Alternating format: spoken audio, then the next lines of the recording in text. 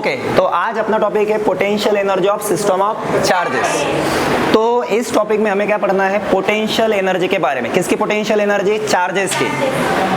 एक चार्ज हो सकता है या फिर आपके पास मल्टीपल चार्जेस भी हो सकते हैं। तो पहले हम यहाँ पे potential energy of system of charges पढ़ेंगे, लेकिन in the absence of external electric field. मतलब हमें पोटेंशियल एनर्जी तो पढ़नी है, लेकिन किसके एब्सेंस में?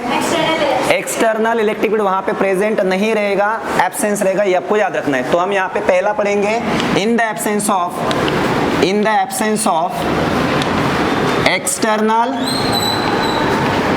Electric field. फर्स्ट वाला जो केस है, in the absence of external electric field. तो कंसीडर करते हैं हम यहाँ पे एक पॉइंट, यहाँ पे हमें एक पॉइंट लेना है। ये वाला जो पॉइंट है, इस पॉइंट पे हमें एक चार्ज को कंसीडर करते हैं कि हमारे पास एक चार्ज स्मॉल q1 है। यहाँ पे स्मॉल q1 है और ये जो स्मॉल q1 चार्ज वो इन्फिनाइट पे, कहाँ पे वो?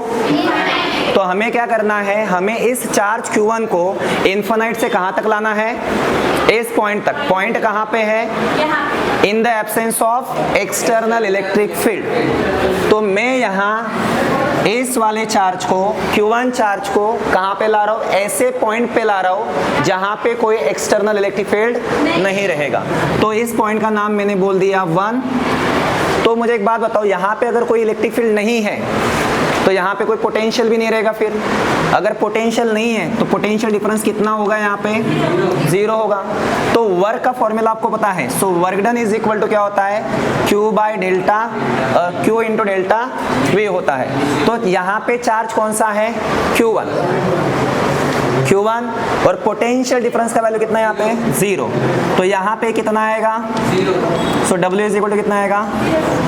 0। अगर हमारे पास कोई सिंगल चार्ज है जो कहाँ पे है? इन्फिनाइट पे है, और उसको हमें कहाँ पे लाना है? ऐसे पॉइंट पे लाना है जहाँ पे कोई इलेक्ट्रिक फील्ड नहीं है। तो ऐसे पॉइंट पे लाने के लिए जो वर्क डन होगा वो क्या होगा? 0 होगा। और यही वर्क डन किस में स्टोर हो जाएगा? So this work done stored in potential energy. कहने का मतलब क्या है, अगर वर्क डन 0 है तो पोटेंशियल एनर्जी भी क्या हो जाएगा? 0 हो जाएगा। यहाँ पे कोई भी एक्सटर्नल फील्ड नहीं है, तो इसका मतलब यहाँ पे कोई पोटेंशियल है ही नहीं, तो डेल्टा भी क्या हो जाएगा? 0 हो जाएगा। ये हुआ किसके लिए? For single charge.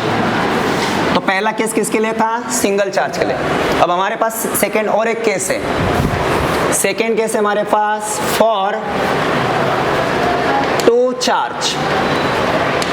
To charges system. For two charges system. अब हमारे पास सिंगल चार्ज नहीं, हमारे पास यहाँ पे 2 चार्ज है। तो कंसिडर करते फिर से हमें यही सीक्वेंस फॉलो करना है। सीक्वेंस क्या है? देखो, आपको एक पॉइंट लेना है। ये वाला पॉइंट कहाँ पे है? In the absence of external electric field. क्या करना होगा आपको? एक चार्ज लेना होगा, उसको कहाँ से लाना है? इन्फिनाइट से। कहाँ पे लाना है? 1 पॉइंट पे। तो लाया हमने, किसको लाया हमने? Q1 को लाया। कहाँ से लाया? इन्फिनाइट से लाया। कौन से पॉइंट पे लाया? 1 पे लाया। तो यहाँ पे वर्क डन कितना था? यहाँ पे वर्क डन कितना था? अभी तो हमने किया 0 था, मतलब W1 का वैल्यू कितना हो गया? 0। पहला वर्क अपना कितना हो गया? 0। अब हमें क्या करना है? अब ये चार्ज तो यहाँ पे आ गया है। अब इस चार्ज के कारण, ये जो चार्ज है इसके कारण क्या होने वाला है? इस चार्ज के कारण इसके सराउंडिंग में पोटेंशियल हम निकाल सकते हैं। पता है ना आपको? फॉर्मूला पता है आपको? फॉर्मूला क्या होता है? फॉर्मूला होता है V is equal to KQ by R। अगर कोई चार्ज है तो उस चार्ज के आप किसी भी पॉइंट पे क्या निकाल सकते हो? चार्ज का अगर सराउंडिंग में कोई भी पॉइंट ले लो आप, तो आप क्या निकाल सकते हो? पोटेंशियल। तो मैंने यहाँ पे एक पॉइंट लिया, जैसे कि इस पॉइंट का नाम है 2। ये कितने डिस्टेंस पे है? R डिस्टेंस पे। किससे? Q1 से।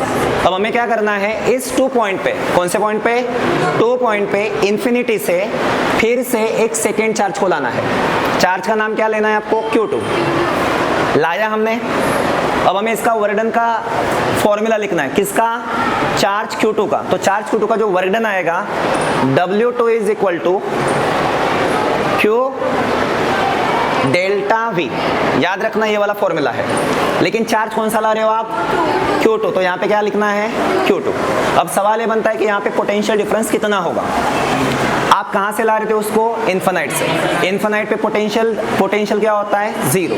मतलब आपका इनिशियल पोटेंशियल क्या हो गया? जीरो। अब आपके पास फाइनल पोटेंशियल किसका हो देख लो। यहाँ पे Q1 का भी तो पोटेंशियल रहेगा। यहाँ पे Q1 का पोटेंशियल कितना रहेगा? Q1 का पोटेंशियल रहेगा V1 is equal to K Q1 divide में ये डिस्टेंस क्या है? R। ओके, तो अब मैं यहाँ पे वैल्यू प्लेस करता हूँ। Q2 फाइनल पोटेंशियल क्या आपके पास? V1। इनिशियल पोटेंशियल क्या था आपके पास? जीरो, क्योंकि इन्फिनिटी पे पोटेंशियल क्या होता है? जीरो।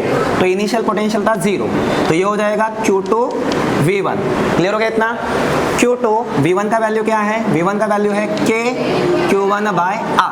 तो W2 इज इक्वल टू आ जाएगा, थोड़ा रीअरेंज करते हैं इसको। W2 is equal to K Q1 Q2 by R। तो ये हो गया आपका वर्क डन। किसके लिए? सेकेंड वाले चार्ज को कहाँ से लाया आपने? इन्फिनाइट से। कौन से पॉइंट पे? सेकेंड पॉइंट पे। लेकिन सेकेंड पॉइंट किसके कांटेक्ट में है? Q1 के। मतलब यहाँ से पहले से चार्ज प्रेजेंट है। तो नेट वर्क डन कितना होगा? नेट वर्क डन कितना होगा? W1 plus W2। तो हम बोल सकते हैं net work done, net work done W is equal to क्या आएगा? W1 plus W2। तो ये कितना था? W1 जीरो, लिखने की जरूरत नहीं है। W2 कितना है? K Q1 Q2 by R। तो टू चार्जेस सिस्टम के लिए, वर्क डन क्या होता है? K मतलब इनके बीच का मीडियम का dielectric constant, K Q1 Q2 divide में R। K Q1 Q2 divide में R। ये होगा वर्क डन। और फिर से क्या होगा? ये वर्क डन किस में स्टोर हो जाएगा? ये वर्क डन आपका पोटेंशियल एनर्जी में स्टोर हो जाएगा। क्यों स्टोर होगा? इसलिए स्टोर होगा क्योंकि यहाँ पे ये दोनों चार्जेस क्या है? रेस्ट पे आ गए हैं। और जब दो चार्जेस रेस्ट पे हैं, इनके बीच का डिस्टेंस R है, तो यहाँ पे कौन सा फोर्स लगेगा? इलेक्ट्रिक फोर्स लगेगा। कौन सा फोर्स लगेगा? इलेक्ट्रिक फोर्स लगेगा। अब ये जो इलेक्ट्रिक फोर्स है, ये क्या होता है? कंजर्वेटिव। अगर कोई भी फोर्स कंजर्वेटिव होता है तो उसका वर्क भी पोटेंशियल एनर्जी में क्या हो जाता है? स्टोर हो जाता है। तो हम लिखेंगे stored in this work done stored in potential energy. So therefore W is equal to U। So W या फिर U इज इक्वल टू कितना आएगा? K Q1 Q2 by R।